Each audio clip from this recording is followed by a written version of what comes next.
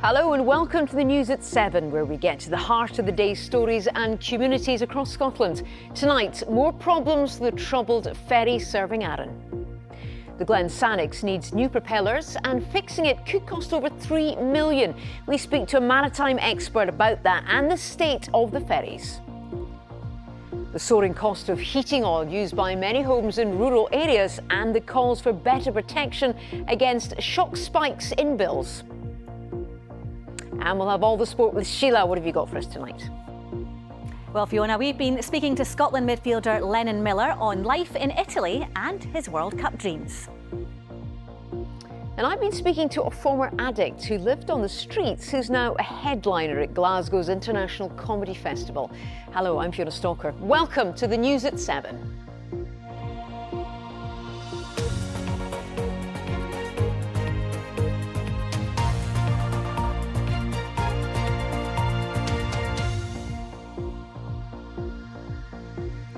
Well, it's the latest setback for a ferry that's had a long list of them. The Glen Sannox, which went into service just over a year ago on the Arran route, now faces a repair bill which could reach £3.2 million.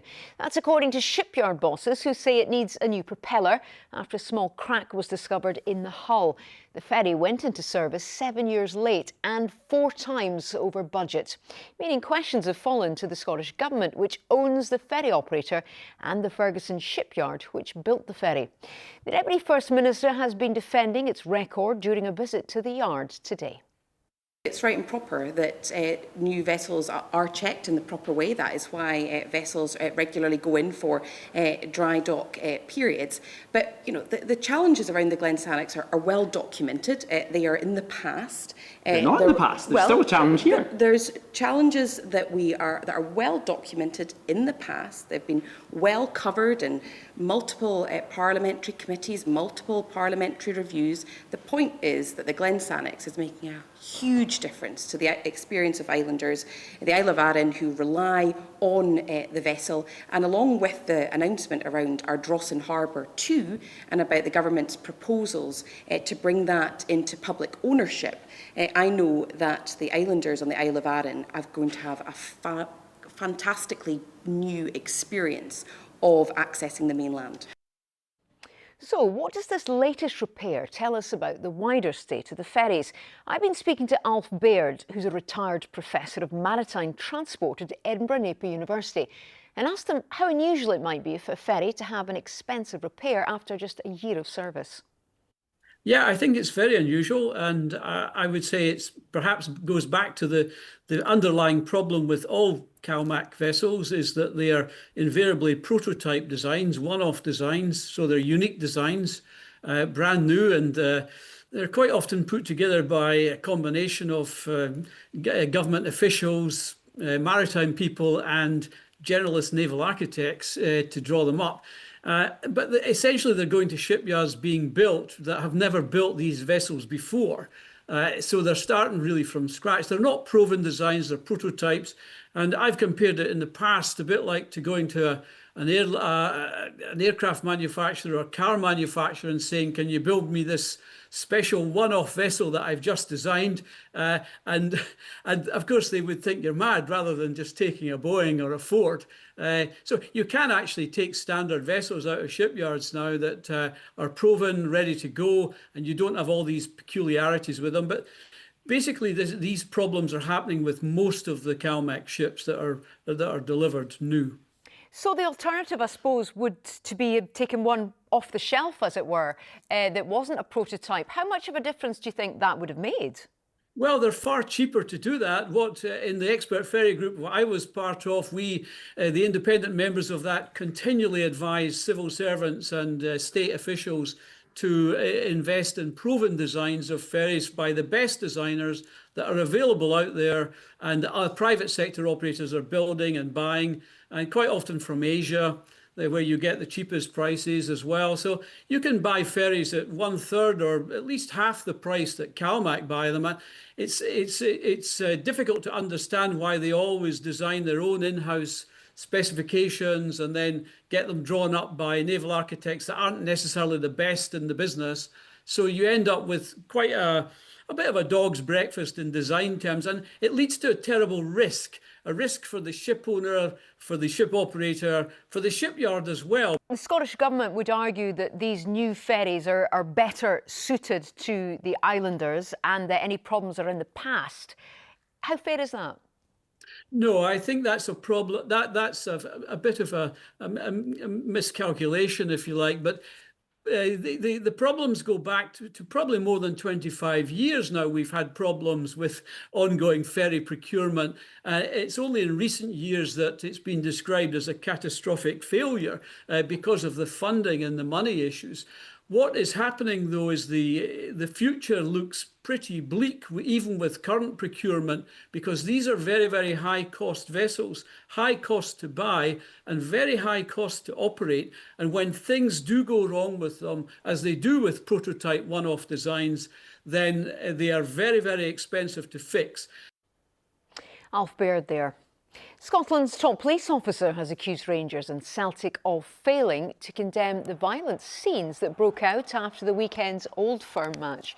Chief Constable Joe Farrell says fans must be able to go to the games without fearing for their safety.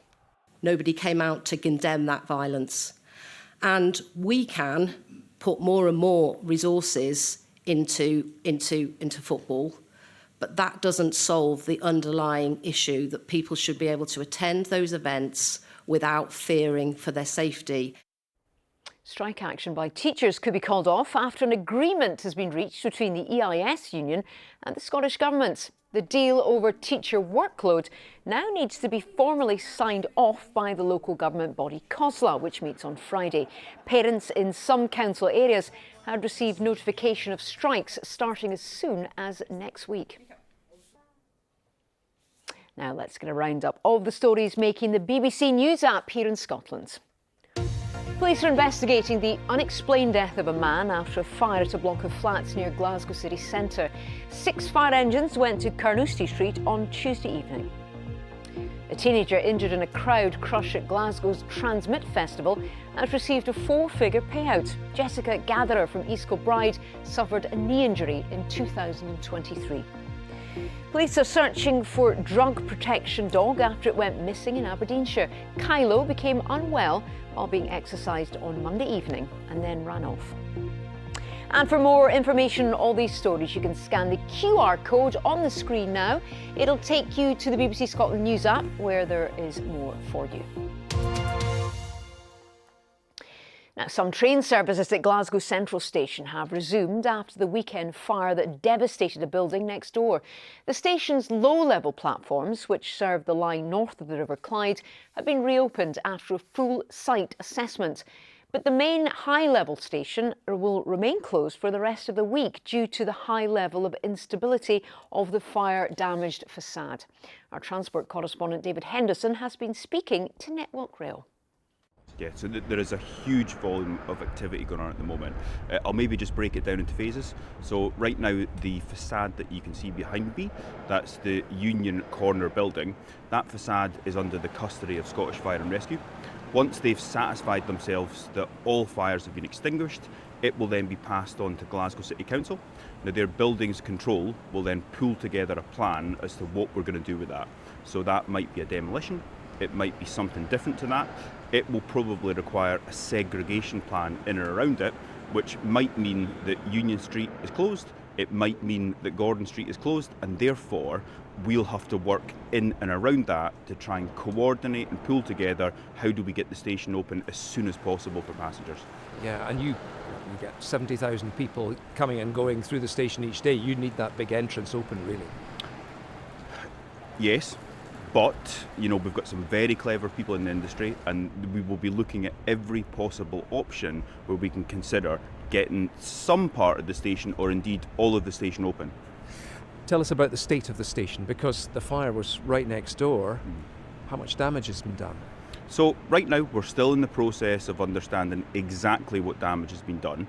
You've probably seen there's been drones buzzing about non-stop, taking aerial surveys. Right now we've got staff in there, out there, analysing things, looking at structures. At this point, it appears that the station has held up exceptionally well, but we haven't completed all of that analysis yet. The UK government says it'll look at a number of options to help households affected by the rising cost of heating oil since the outbreak of the Iran war. It impacts around 5% of Scotland's homes, mainly in rural areas which can't connect to the gas network. Since the start of the US and Israel's war with Iran, the cost has trebled. So now it's affecting people here. Our reporter Cameron Buttle spoke to some of them. It's so unpredictable because you never know what the cost's going to be. I mean, we have a monthly contract, so we phone every time we need oil to try and get the best price. My husband's quite good at negotiating, but I think those negotiating skills now will be stretched to the limit. We were quite fortunate that we filled our tank last month. I think it was 60p a litre, and we're really praying that will hope it goes to the winter and that maybe optimistically things will have blown over. How much do you think it would be right now if you filled it? I think it'll be 126p, I think I'd heard. Don't know that for absolute, but it's definitely well over 120p a litre now. So, and what I don't understand is that they must store some oil as well. So I can't understand why the price goes up daily when I'm quite sure they've not just got it in from the Gulf the night before. Yet they're quite happy to increase the price by 100%. So would you like to see a cap? Would you like to see some? I would love to see a cap. I would love to see it regulated the same way that gas and electricity is regulated, and I think it should be. Rural people, which some of us choose to live rural, some of us don't, but rural poverty is a massive thing that you don't always see. We've just come back from holiday and found the price has doubled from what it used to be, and it's very volatile. We were due to make an order pretty much this week, and we're running a bit low actually, but we've been advised to wait a bit and see if the price comes down a bit more, because it's really astonishingly much more expensive. We're not totally dependent on it. We have other sources of heating. We have solar panels, we have gas fires and things, but we need it really. Well, I spoke to David Watson, who is a manager of the Kyle of Sutherland Development Trust. They help people living in fuel poverty. I asked him how people were feeling. I think there's a lot of anxiety just now, Fiona, because as you say, we're off gas here, and therefore most people are reliant on electricity or increasingly oil for their home heating. So the situation at the moment with the turbulence and the fluctuation in the pricing is really problematic, and people are wondering when to order, wondering if they should order, and feeling really anxious about whether they can get an order. And the other issue that they're really struggling with is whether they can afford an order, because the price is more than doubled. It's gone up so much that the minimum fill is really getting beyond a lot of people's means, and that's really challenging when we've just entered spring. David, just explain to our audience, if you would, why Sutherland and the surrounding areas are so reliant on heating oil.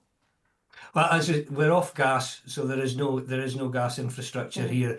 It's a remote rural area with a lot of detached housing, and oil has been the primary source of heating for a number of years, and therefore obviously that's held in tanks and delivered. Electricity is the other option, and that's really quite expensive as well. But because we're off gas, then oil is the main source, and therefore the volatility and the lack of protection from the markets means that often when you get problematic times like this, that the price can spike really quickly and make a massive difference in people's economics. Well, give us a sense of that, if you would, David. What kind of stories are you hearing? What kind of prices? Well, it's certainly more than doubled, and to get a minimum fill of 500 litres now is probably over £600. So that's more than doubled from what it was a couple of weeks ago. So as you can imagine, just to get a delivery to you if you're running low means you have to find quite a significant amount of money, and more than double what you were being expected to get 2 or 3 weeks ago. What's the answer then, David? What would you like to see put in place? I think it's really challenging because oil is a tradable commodity. So not just is it based on demand and supply, it's also based on the market. So political situations, political statements can make a real difference and can spook the markets and drive prices up really quickly. But given that we have faced this situation of spiking prices twice in the last few years through the invasion of Ukraine and now the situation in Iran, there really has to be something put in place to protect people from these spikes. It's not protected in the same way as electricity and gas prices are under the energy cap, but we really need to have a look at this for off-gas areas and areas where oil and heating oil is a real one of the only real solutions, because it's really frustrating when a global issue from thousands of miles away can really impact on what somebody in the Highlands of Scotland is paying almost instantaneously. David Watson speaking earlier. Still to come, we have weather with Christopher and comedian Ian Anderson on appearing at the Glasgow Comedy Festival. But first, it's the sport with Sheila. Sheila, I'm dying to know if Aberdeen have got a new manager yet. Well, Fiona, nearly, yes, Aberdeen are close to finally appointing a successor to Jimmy Tilleen, with St Mirren boss Stephen Robinson in talks with the Pittodrie club about becoming their new manager. Aberdeen sacked Tilleen at the start of January, with coach Peter Leven taking over in the interim, but they've won just once in the league since then and are now sitting in ninth. They were also knocked out of the Scottish Cup by Championship side Dunfermline at the weekend. Now, the Dons had been linked with moves for Eric Horneland and Sandro Schwartz, but have now turned their attention to the Northern Irishman. Robinson has enjoyed 4 successful years in Paisley, guiding St Mirren to 3 consecutive top 6 finishes and into Europe for the first time in 37 years before winning the League Cup there in December. Well, Aberdeen legend Willie Miller is delighted that his old side have finally made their move. For me, he was a candidate right from the start. As I said, hiding in plain sight. I'm not so sure why it's taken him this long to get to Stephen Robinson. They've had a couple of managers or potential managers that didn't seem to fancy it. So no problem with that whatsoever. I don't think Stephen Robinson will have a problem with that. I think his track record's a very good track record, good experience, done exceptionally well, particularly at St Mirren, passionate guy as well on the touchline, which I think the fans enjoy. I don't know why it's taken so long. I think it'll be a surprise to most observers, fans included, that it has taken so long to identify someone that's right under your nose. The situation was getting to a stage where, eventually going out of the Scottish Cup against Dunfermline away from home, not just going out, but the manner and the way that Aberdeen went out was getting to an unacceptable stage. So I think that getting a new permanent manager in place is the right thing to do. Now, Udinese and Scotland midfielder Lennon Miller says coming up against some of the best players in the world has helped improve his own game. The 19-year-old joined a number of other Scots in Serie A when he moved to Italy from Motherwell in the summer. Earlier, I spoke to him about his World Cup ambitions and his former club, but started by asking how he has adapted to life on and off the pitch. I think I've grown as a player and also as a person. Obviously, you're training with players of real quality every day, and you're playing against some of the best players in the world. So you're obviously going to get better as a player, and I feel like I've definitely got better. In terms of off the pitch, how have you found learning the language, adapting to a new culture and a new environment? It's been good. A challenge. Obviously, I've got 2 or 3 lessons a week. Still not quite there yet with it, but we're getting better every day. But no, in terms of that, and then obviously living myself, I've really enjoyed it. It was the first time I'd been out of the family home. So from it being a frantic household to just me in a household was weird at the start. But no, my family are over all the time, and which is nice to have them. And then no, it's definitely helped me as a person. So it's been a good thing. Enjoying the calm and the peace and quiet, are you? Yeah, it gets hectic when they're all over at one time, which I've certainly not missed at times. But no, I enjoy having them over as well. And of course, you're part of a Scottish invasion of Serie A at the moment. Do you have much contact with the other guys? Is there a WhatsApp group or anything that you keep in touch with them? There's not a WhatsApp group, no. But every time we play against one another, we speak after the game and swap shirts and that. So no. All the boys have been brilliant when we've played against them and stuff. So No, we're all close enough anyway, and when we're in the Scotland squads, we try and catch up as well. Yeah, and of course the Scotland friendlies are coming up very soon. How important is it for you to be involved in them and try and stake your claim for a World Cup place? You want to be involved in every squad you can, because it's such a great group, and obviously a privilege to. I think I can speak for everybody that is Scottish. It's a dream, and one that we maybe didn't think that. I'll just ask you about your old team, Motherwell, having a really impressive season. Have you been keeping an eye on them? Yeah, I have. Obviously, I've got close friends still at the club, and I was there for so long, so I know a good few of them.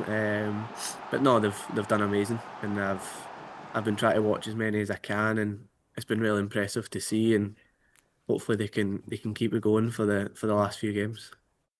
Yeah, good to talk to Lennon earlier. Well, as always, you can get more on Stephen Robinson's potential move to Aberdeen and the latest ahead of a massive final weekend in the Six Nations on the BBC Sports Scotland website. Oh, can't wait for Murrayfield. Well, not Murrayfield. Not Murrayfield, Dublin. Dublin. Big oh, one. yes. Wow, it's going to be a belter. I felt very, very confident against France, though. I Yeah, think me we're too, going to be okay. me too. What are you feeling about Saturday? Very confident. Well, there we go. Very Easy confident. peasy. I know. Thank you so much, Sheila. Now, a former addict who lived on the streets and is now a comedian has told the News at 7 returning to his home city, Glasgow, to perform in front of sellout crowds is a dream come true. Ian Anderson's stand-up routine Tromedy charts his own experience from rock bottom to touring his one-man show around the world. He plays the Glasgow International Comedy Festival this weekend, along with the likes of Rosie O'Donnell, Harry Enfield and Ruby Wax. I caught up with Ian earlier, who told me how those problems in his life first started. I had been living in Barcelona since 2011, and I was 27 when I got there. And I think like a lot of young gay people that move to Barcelona, there's an amazing nightlife. I mean, if you grow up in somewhere like Scotland, where you're kicked out of the clubs at 3 o'clock, like the clubs never close. There was a 3-month period at the start of 2015 where things got real bad real quick. So from there, you ended up in a psychiatric hospital? Yes, I was homeless. I lived in the streets for about 9 months. And then from there, I ended up in psychiatric care. And so that was a real godsend. And it sounds weird, but like, it was a failed suicide attempt. So it wasn't that I cried for help, it was that I woke up there. I left with help with a therapist and with the start of what would become my journey to getting sober. How did you get from that into comedy? I still have no idea. I mean, I've always been quite funny. I think Scottish people are very funny. You know, I built a pretty good life for myself in sobriety, and when I got to about 5 years sober, I said to a guy I was friends with at the time that I felt I was meant to be doing something special with my life, and I wasn't sure what it was. That I worked in insurance in this contact centre. I was the manager there. And I was like, I don't think my future's to be the funniest guy in insurance. Like, I don't think that's what I'm meant to be doing. And then when I got to 6 years sober, a friend of mine suggested I try this comedy writing class, and I went, and it changed my life. How do audiences react when you are talking about mental health, addiction, psychiatric hospitals, and you're building comedy into that? How do audiences react to that? What feedback do you get? I get a lot of crying at my show, which is what comedy's all about, isn't it? It's just people blubbering into a hanky. I get a lot of people crying.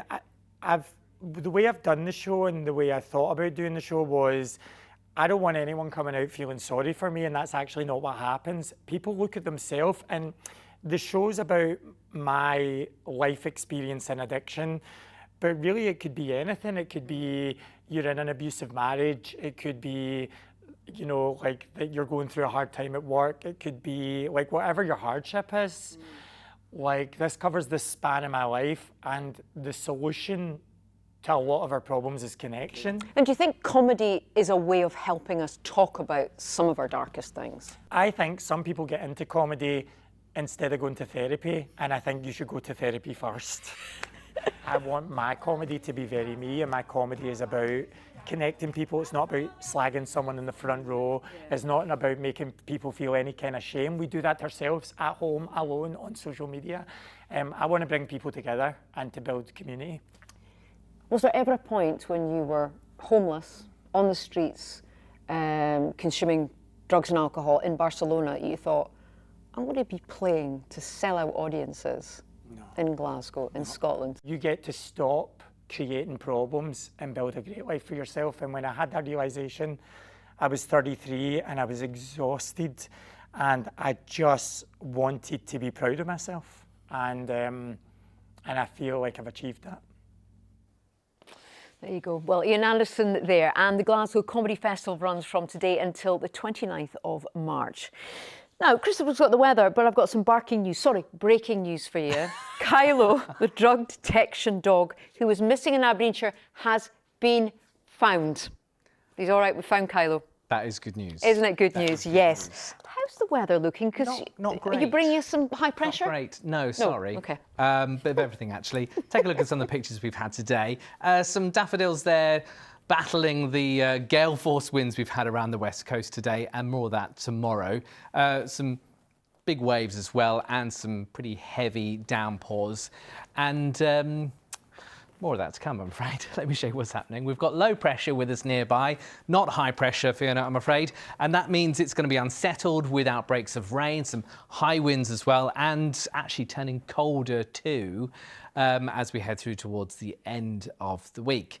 Now, first thing tomorrow, we've got a Met Office yellow warning covering central, southern and eastern Scotland for high winds. We're expecting a gale to severe gale force gusts throughout the course of the day within that warning area. You'll see also a great big area of rain, and that's working its way southwards. So a very wet and windy start to the day. Still blustery around the northwest coast, though not the strength of wind that we've seen here today, nor indeed what we'll see across southern Scotland tomorrow. So this is Thursday morning. It is wet and windy, a really unpleasant start to the day. The rain will slowly pull south and eastwards, and then it brightens up with frequent squally showers, which could be wintry down to around 300 or 400 metres.